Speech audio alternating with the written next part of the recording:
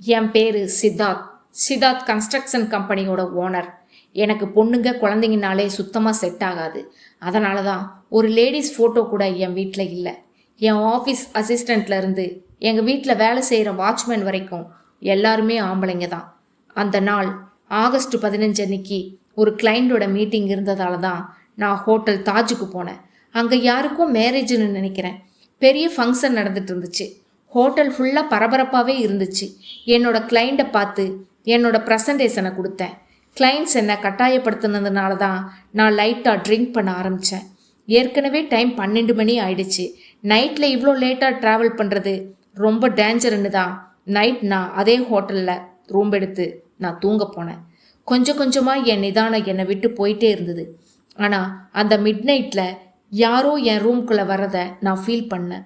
ஒரு பொண்ணு தான் உள்ளே வந்திருக்கான்னு புரிஞ்சுக்கிறதுக்கு ரொம்ப நேரம் தேவைப்படல.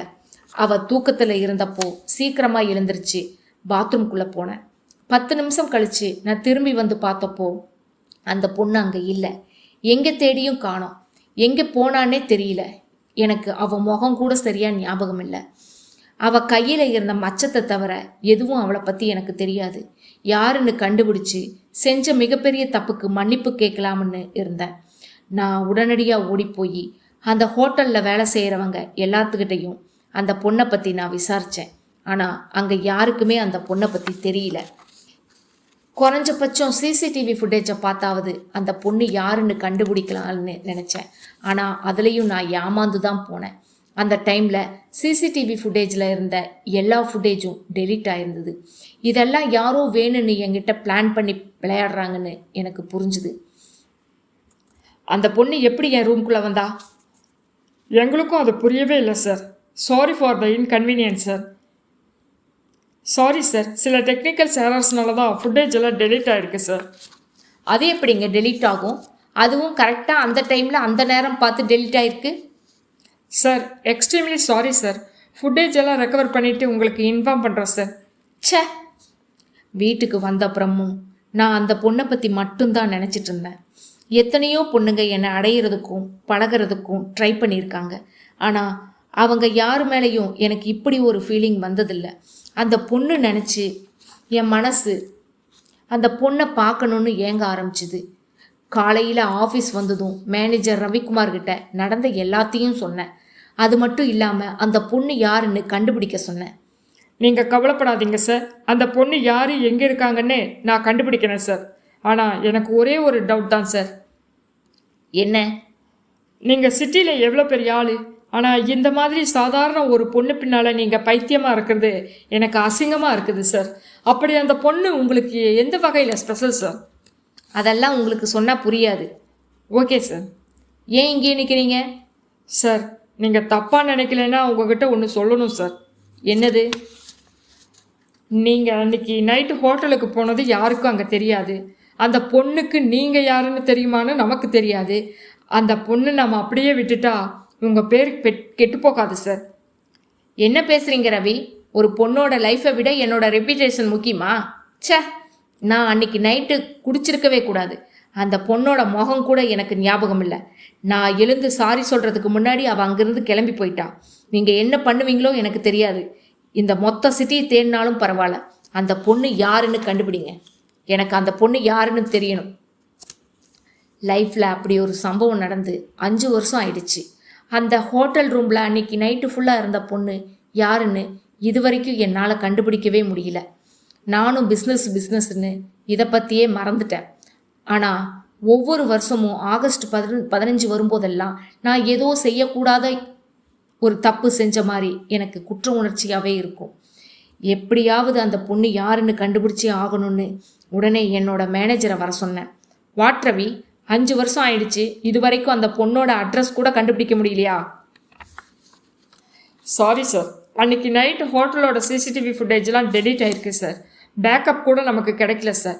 அது மட்டும் இல்லாமல் இவ்வளோ பெரிய பிரச்சனை அந்த பொண்ணுக்கு நடந்திருக்கு. போலீஸ் கம்ப்ளைண்ட் கூட கொடுக்கல சார். இதுக்கு மேலே எதுவும் சொல்லாதீங்க. உங்கள் மேலேயும் தப்பு சொல்லி எந்த பிரயோஜனமும் இல்லை. நீங்கள் ப்ரைவேட் டிடெக்டிவ் ஹையர் பண்ணுங்கள். அவருக்கு எல்லா டீட்டெயில்ஸும் கொடுங்க. நான் 1 வாரத்துக்கு லண்டன் போகிறேன். திரும்பி வரப்போ எனக்கு அந்த பொண்ணு யாருன்னு தெரிஞ்சிருக்கணும். கண்டிப்பாக சார், இந்த டைம் மிஸ் ஆகாது. ரவி கண்ணில் ஒரு வெறியோட கிளம்பி போனார்.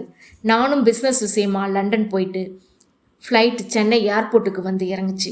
ஹலோ சார், நான் வர்மா, நீங்கள் ஹையர் பண்ண டிடெக்டிவ். Any update? அன்றைக்கி நைட் உங்கள் கூட இருந்த பொண்ணு யாருன்னு மொத்த டீட்டெயிலையும் இன்னும் 1 ஹவரில் அப்டேட் பண்ணுறேன் சார். லக்கேஜ் எடுக்க வெயிட் பண்ணிட்டு இருந்தப்போ அங்கே ஒரு 4 வயசு குட்டி பையன் என்னை குறுன்னு பார்த்துட்டு இருந்தான். அவன் பார்க்கவும் க்யூட்டாக இருந்தான். எனக்கு குழந்தைங்கனாலே சுத்தமாக பிடிக்காது. நான் அந்த க்யூட்டான குழந்தைய கண்டுக்காம என்னோட வழியில் போயிட்டு இருந்தேன். ஆனால் அந்த குழந்தை என் வழிக்கு வந்தான். டேடி, நீங்கள் தானே என்னோட டேடி. அந்த குழந்தையோட வார்த்தை என் மனசை போட்டு தாக்குச்சு. என்னை என்னமோ பண்ணுச்சு. இந்த பையன் ஏன் என்னை அப்பான்னு கூப்பிட்றான்னு எனக்குள்ளேயே கேட்டுக்கிட்டேன். அந்த குழந்தையோட பேச ஆரம்பித்தப்போ ஒரு அழகான பொண்ணு என்னை நோக்கி வந்தா. இவ்வளோ சின்ன பொண்ணுக்கு 4 வயசில் ஒரு குழந்தை இருக்குன்னு என்னால் நம்பவே முடியல. யாரையும் டேடின்னு கூப்பிடக்கூடாதுன்னு சொல்லியிருக்கேன்ல, அங்கிள்கிட்ட சாரி சொல்லு. அங்கிள் இல்லைம்மா, இது டேடி. சாரி சார், கொஞ்சம் கன்ஃபியூஷன் ஆயிட்டான். It's okay. அந்த பொண்ணு என்கிட்ட சாரி சொல்லிட்டு அந்த பையனை கூட்டிகிட்டு அங்கேருந்து கிளம்பி போயிட்டா. ஆனால் அவளை எங்கேயோ பார்த்த மாதிரி இருந்துச்சு. எனக்கு அவன் முகம் ரொம்ப தெரிஞ்ச மாதிரி இருந்துச்சு. ஆனால் அவகிட்ட எதுவும் சொல்லாமல் என் பேக் எடுத்துக்கிட்டு ஏர்போர்ட்லேருந்து வந்துட்டேன். வெளியே வந்தப்போ யாரோ 2 பேர் அந்த பொண்ணுக்கிட்ட சண்டை போட்டுட்டு இருந்தாங்க. அதை பார்த்தப்போ ஏதோ ஃபேமிலி ப்ராப்ளம் போல் தெரிஞ்சுது. அவங்க குடும்ப பிரச்சனையில் நாம் எதுக்கு போய் தலையிடணும்னு நான் அமைதியாக இருந்தேன். பார்த்தீங்களா பிரகாஷ், லண்டனுக்கு போய் ஆளே வேற மாதிரி வந்திருக்கா. அங்கே இவ அழக வச்சு எவ்வளோ பேரை ஏமாத்திருப்பாளோ. நான் ஒன்றும் உன்னை மாதிரி சீப்பான கேரக்டர் இல்லை. கல்யாணத்துக்கு முன்னாடியே ஃபர்ஸ்ட் நைட் வச்சுக்கிட்டவ தானே நீ கேரக்டரை பற்றி எங்கிட்ட பேசுகிறியா? என் அம்மாட்ட சண்டை போடாதீங்க, நான் உங்களை கடிச்சிருவேன். இதான் அப்பா பேர் கூட தெரியாமல் பிறந்த குழந்தையா அனன்யா? யாருக்கிட்ட எப்படி பேசணும்னு நீ சொல்லி கொடுக்கலையா அனன்யா? அப்பா யாருன்னே தெரியாமல் பிறந்த குழந்தை இல்லை, இந்த கேடு கட்டவ மாதிரி தான் அதுவும் இருக்கும். செட்டப். உனக்கு அவ்வளோ திமிராயிடுச்சா? மித்ரன், இன்னும் பேசியே முடிக்கல, அதுக்குள்ளே எங்கே கிளம்பிட்டக்கா? டேடி. யாருவன்? எவ்வளோ தைரியம் இருந்தால் என் பையன் மேலே கை வச்சிருப்பேன். அவனை மட்டும் இல்லை, வேணும்னா மேலையும் கை வைப்பேன். அவ்வளோ தைரியமா உனக்கு? பிரகாஷ் எழுந்திரு, பிரகாஷ் எழுந்திரு. இவங்க என்னோட ஃபேமிலி. என் ஒய்ஃபையும் என் மகனையும் தொடணும்னு நினச்சிங்கன்னா இந்த மாதிரி தான் நடக்கும். ஃப்யூச்சரில் தெரியாமல் கூட என் முன்னாடி வந்துடாத. இப்போது நான் ஏன் இப்படி நடந்துக்கிட்டேன்னு இப்போ வரைக்கும் எனக்கு தெரியல. நான் ஏன் அவளை என்னோட மனைவின்னு சொல்லணும், அந்த சின்ன பையனை என் மகன்னு சொல்லணும்? ஆனால் அவங்கள பார்க்குறப்போ ஏதோ ஒரு இனம் புரியாத உணர்வு எனக்கு. தேங்க்யூ. என்னோட பேர் அனன்யா. நீங்கள் பண்ண ஹெல்ப்பை நான் எப்பவும் மறக்க மாட்டேன். It's okay. ஆமாம், அவங்களாம் யார்? எதுக்கு உங்களை வம்பிழுத்துட்டு இருந்தாங்க? அது ஒரு பெரிய கதைங்க. அதை இப்போ என்னால் சொல்ல முடியாது. நீங்கள் வண்டியை நிறுத்துங்க, நாங்கள் இங்கேருந்தே போயிடுறோம். டிரைவர், மித்ரன் அங்கிளுக்கு பாய் சொல்லு. Bye daddy. மித்ரா, அப்படி கூப்பிடக்கூடாது. சாரிங்க, எப்பவும் இந்த மாதிரி இருக்க மாட்டான். இன்னைக்கு இவனுக்கு என்ன ஆச்சுன்னே தெரியல. It's okay. ஓகேங்க, டேக் கேர். கம். நானும் அதுக்கப்புறம் வீட்டுக்கு வந்துட்டேன். ஆனால் வந்ததுலேருந்து அவங்க 2 பேரும் ஞாபகமாகவே இருந்துச்சு. அவங்கள பற்றி யோசிச்சுக்கிட்டே நான் தூங்கிட்டேன். நான் தூங்கி எழுந்தப்போ தான் எனக்கு ஒன்று ஞாபகத்துக்கு வந்தது. அனன்யா என்கிட்ட பேசிட்டு போனப்போ அவளோட கையில் நான் ஒரு மச்சத்தை பார்த்தேன். 5 வருஷத்துக்கு முன்னாடி அந்த ஹோட்டல் ரூமில் இருந்த பொண்ணுக்கும் இதே மாதிரி ஒரு மச்சம் இருந்தது. எனக்கு அது நல்லா ஞாபகம் இருக்குது. அப்போது அனன்யா தான் அந்த பொண்ணா? அப்போ தான் எனக்கு தோணுச்சு எங்கேயோ என்னமோ தப்பு நடந்திருக்குன்னு. அதனால் அனன்யாவை தேடி நான் அவளை ட்ராப் பண்ண இடத்துக்கே கிளம்பி போனேன். ஆனால் அவள் அங்கே இல்லை. அங்கே இருக்கிற எல்லா இடத்துலையும் தேடினேன். என்னால் அவளை கண்டுபிடிக்கவே முடியல. என்னால் பொறுமையாக இருக்கவே முடியல. இத்தனை வருஷமாக நான் தேடிட்டு இருந்த பொண்ணு என் கண்ணு முன்னாடி இருந்தும் தொலைச்சிட்டேன். எனக்கு என்ன பண்ணுறதுன்னே தெரியல.